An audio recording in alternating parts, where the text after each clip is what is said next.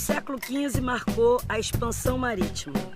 Dominar as águas e suas promissoras novas terras era dominar a rota comercial e garantir poder econômico e político aos reinos. Navegar era preciso.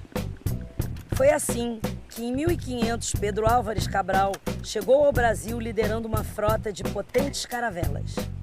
As caravelas, desenvolvidas pelos portugueses, eram navios velozes e fáceis de manobrar. O seu casco era feito de carvalho e suas grandes velas, bem como todo o cordame, eram feitas de cânhamo. Esse casaco é feito de cânhamo. A fibra do cânhamo é muito mais resistente que o algodão. Por isso, durante séculos, ele teve um papel decisivo no poderio econômico de reinos como Portugal, Espanha, Inglaterra.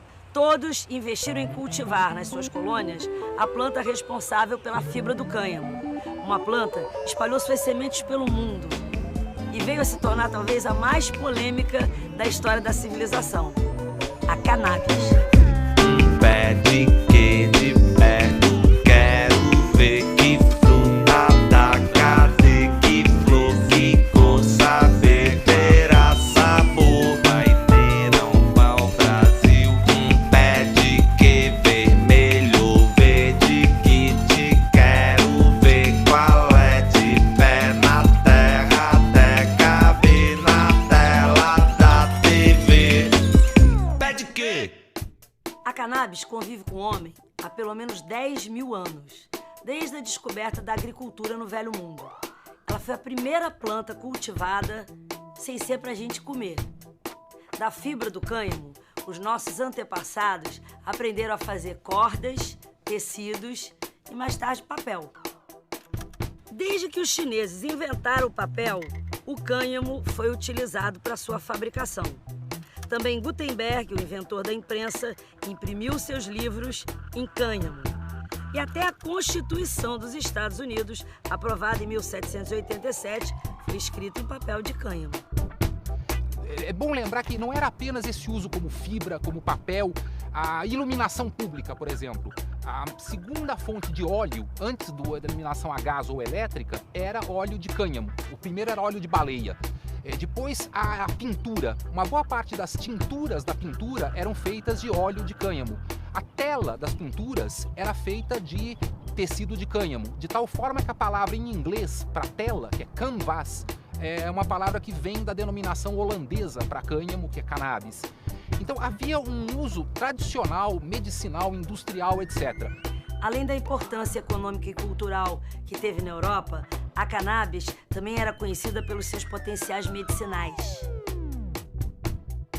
Num livro chinês de fármacos, datado de 2737 a.C., a resina do cânhamo aparece indicada para diversos males.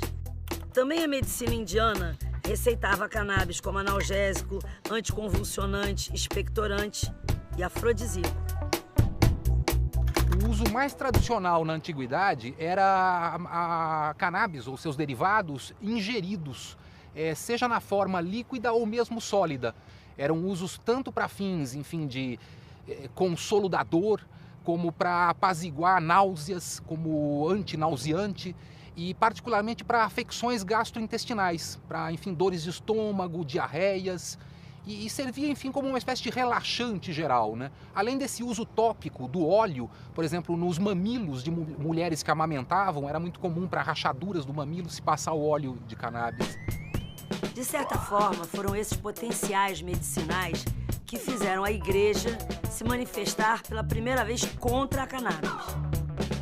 Em 1484, o Papa Inocêncio VIII declarou o uso da cannabis um sacrilégio, porque a erva era usada pelos curandeiros que a Inquisição perseguia. 8 anos depois, ignorando esse sacrilégio, Cristóvão Colombo levou sementes de cannabis para plantar nas novas terras espanholas. 2 séculos depois, a Inglaterra ia fazer a mesma coisa numa certa ilha do Caribe.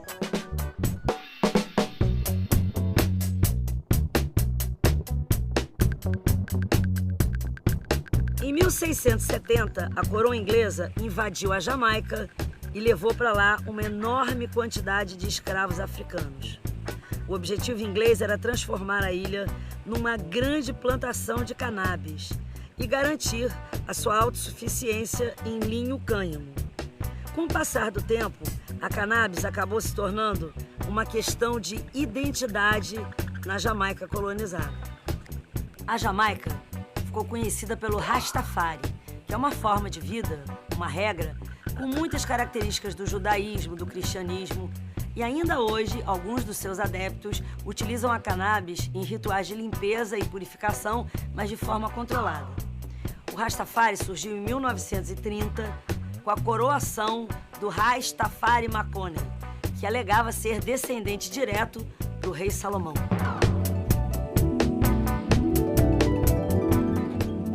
A cannabis é considerada uma substância enteógena.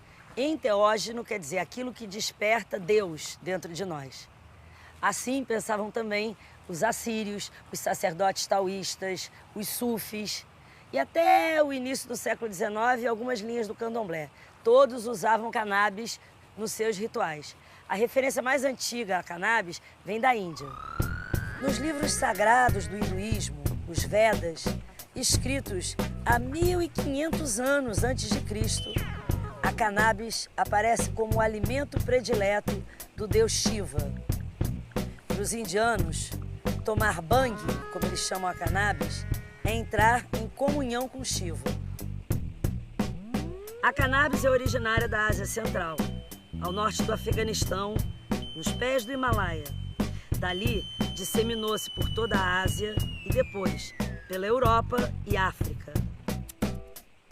Dentre as várias espécies de cannabis, as mais conhecidas são a sativa, a índica e a ruderalis. Tirando a altura, as três têm a mesma morfologia. As folhas são finamente recortadas em segmentos lineares. As flores têm pelos granulosos e nas plantas fêmeas segregam uma resina de propriedades psicoativas, altamente encontrada na espécie sativa. Já o caule produz a fibra de cânhamo, cuja espécie mais indicada para extração é a ruderalis. A cannabis índica é a espécie mais rasteira e de folhas largas.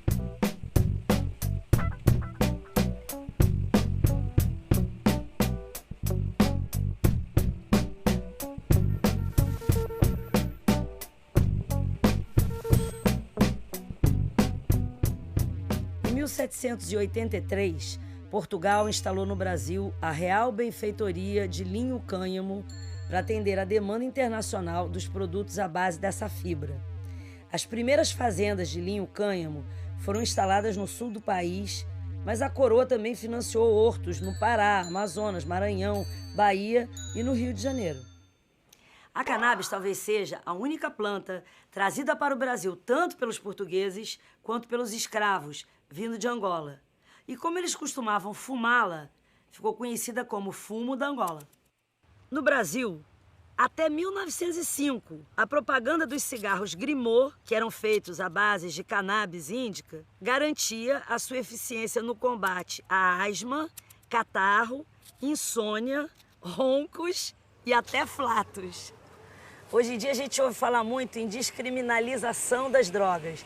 O Júlio Adiala estava interessado na tese de mestrado dele justamente no contrário, em como essas substâncias que eram usadas com fins medicinais ou rituais viraram drogas, foram criminalizadas. Por exemplo, a cannabis, desde quando ela passou a ser criminalizada? A legislação que passa a proibir, né, as drogas no Brasil é de 1921.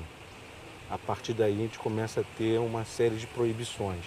E principalmente na década de 30 começa a haver uma repressão grande, vão haver expedições ao Nordeste para destruição de plantações, começa a haver muitas prisões já em função disso, e os jornais começam a noticiar como um problema, né? Um problema terrível, uma planta que existia e ninguém conhecia. Mas ela era usada livremente? Tem muitos registros que falam do uso da cannabis entre os escravos africanos.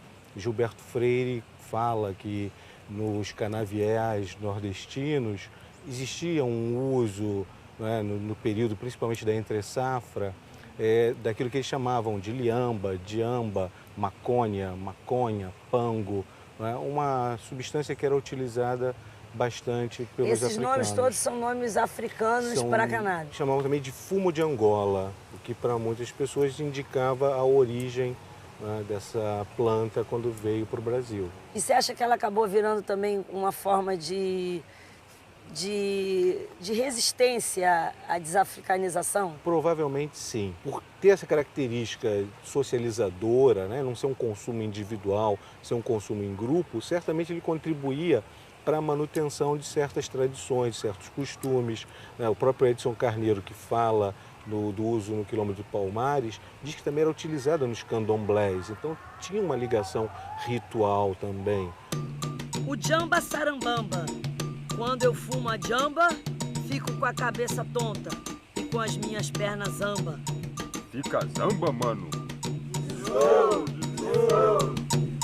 Você acha que o fato dela congregar, dela reunir, dela formar esses grupos, contribuiu para ela ser criminalizada? É possível. Na verdade, a gente teve já em 1830 aqui no Rio e em 1866 em São Luís, no Maranhão, proibições específicas do pito do pango. Ah, o pito, o cachimbo, né? E o pango, que era um nome que era Pango também a cannabis. conhecida. Na verdade, havia um controle, uma repressão a esses grupos e as suas práticas, como já tinha havido antes em relação ao candomblé, em relação ao próprio capoeira, samba. em relação ao samba. Então, eu acho que tem uma associação muito grande aí entre o negro, a origem, né, social do hábito de fumar, os negros, os africanos, escravos, essa população pobre que vai formar uma camada da sociedade brasileira e uma tentativa de controle desses grupos por parte do Estado brasileiro.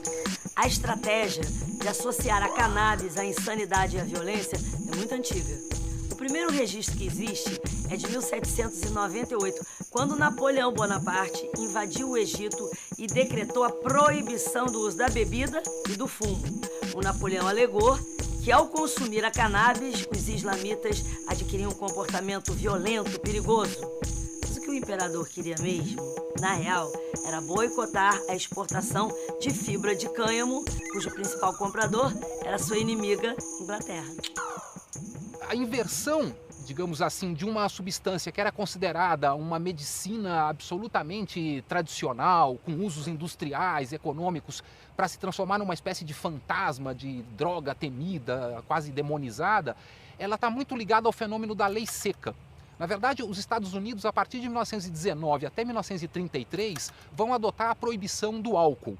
Isso é resultado de vários fatores, entre outros o puritanismo de certas vertentes protestantes que achavam que era preciso abolir qualquer fonte de tentação, no caso uma droga, e não geri-la de uma maneira, enfim, moderada, etc. Bom, a lei seca acaba em 1933. Com o final da lei seca, 4 anos depois vem a proibição da cannabis. Então ela preenche um pouco o vácuo de uma máquina repressiva que surgiu para combater os traficantes de álcool e também para a máquina policial, que perde um dos principais objetos, enfim, da sua ação, que era a perseguição ao comércio clandestino de álcool. Isso se soma a um outro elemento, que é a perseguição a certas minorias étnicas. Era uma época em que trabalhadores mexicanos iam muito aos Estados Unidos e traziam um hábito que no México era tradicional, inclusive a palavra em inglês marihuana vem dessa origem. Então o William Randolph Hearst, que era o famoso personagem que o Orson Welles depois se baseou para fazer o filme Cidadão Kane, ele tinha uma série de jornais que começaram a fazer essa campanha de forma sistemática. Ele também tinha perdido territórios que ele tinha para plantio de árvores, para produção de celulose no México, devido à Revolução Mexicana. Então ele tinha ficado particularmente irritado com os mexicanos e fez toda essa campanha. Então houve uma espécie de mistura de vários elementos, uma campanha para substituir matérias-primas que deixam de ser essas da fonte do cânhamo e passam a ser matérias-primas sintéticas. Então a fibra vegetal é substituída pelo nylon ou por fibras petroquímicas. Por outro lado, uma estigmatização de comunidades de trabalhadores imigrantes. E por outro, a indústria farmacêutica também busca patentear produtos que são resultado, enfim, de pesquisas da indústria farmacêutica e que servem para as mesmas finalidades que antigamente se usava os derivados de cannabis. Então são vários interesses que se somam para construir uma espécie de fantasma.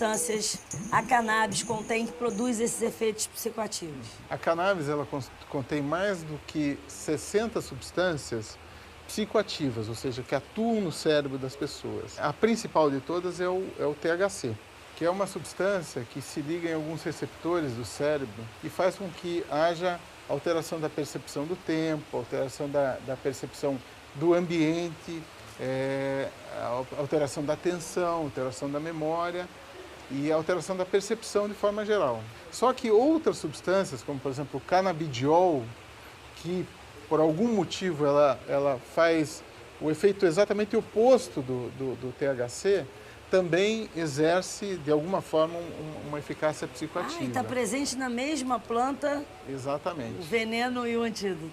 Mais ou menos isso, quer dizer. Um estudo que foi conduzido na África do Sul mostrou que naquela região da África do Sul, as amostras da cannabis, elas não continham essa outra substância chamada canabidiol.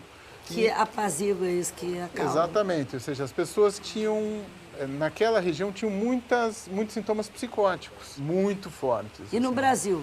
No Brasil, ela apresenta uma quantidade um pouco maior de canabidiol, que é essa outra substância, que parece que evita com que haja esses efeitos tão intensos como visto em outros países. Uma pessoa, por exemplo, que tinha uma latência ou uma propensão a ter uma psicopatia grave, ela pode, pelo uso da cannabis, despertar aquilo e depois ela apresentar aqueles sintomas independente dela ter fumado ou não? O uso não medicinal da cannabis em pessoas que têm história familiar ou que tenham tido transtornos psiquiátricos é altamente desaconselhado.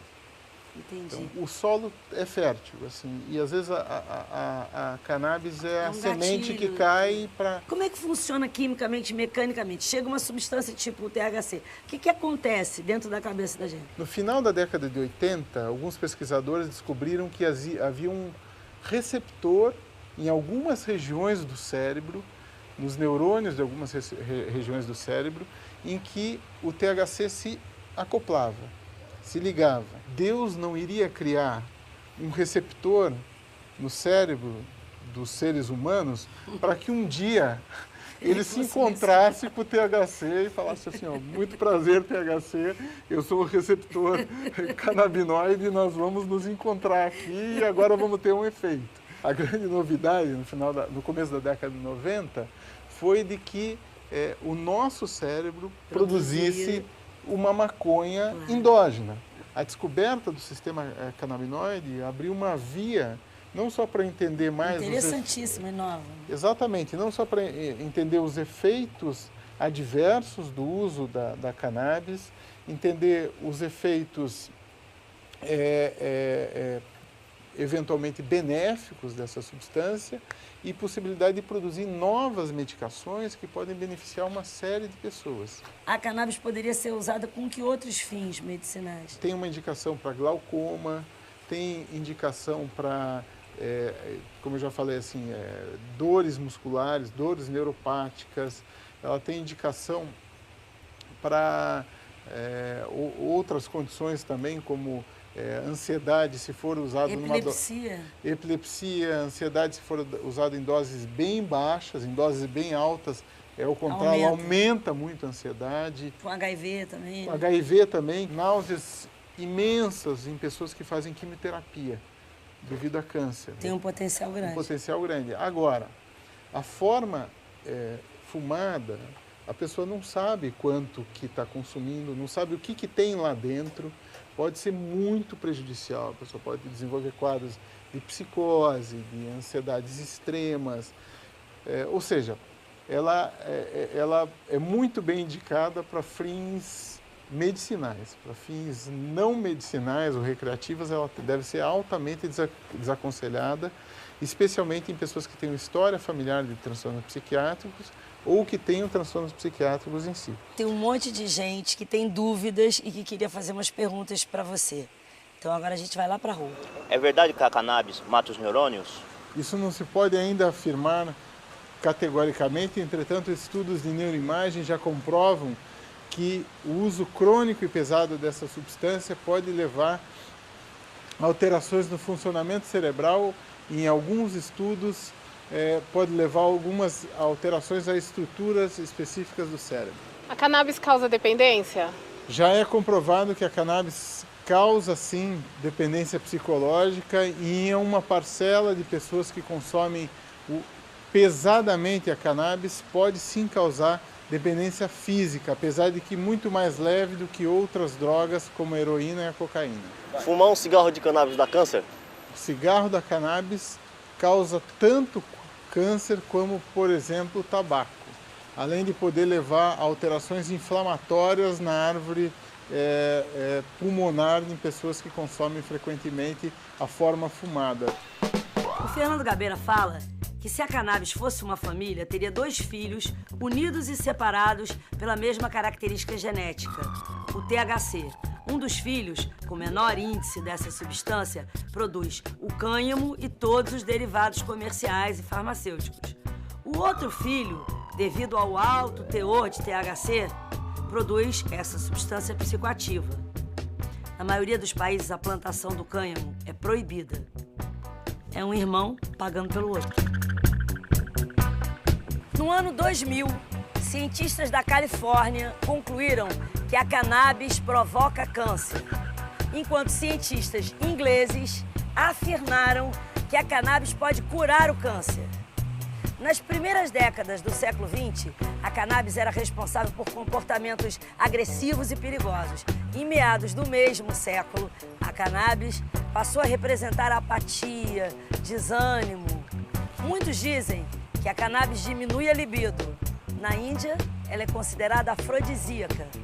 Se existe uma coisa que a gente pode afirmar sobre a cannabis, é que não existe consenso sobre ela. Em 10.000 anos de convivência com o homem, ela foi tão amada quanto odiada, tão cultivada quanto destruída. Definitivamente, do ponto de vista da cannabis, a humanidade deve parecer muito louca, né?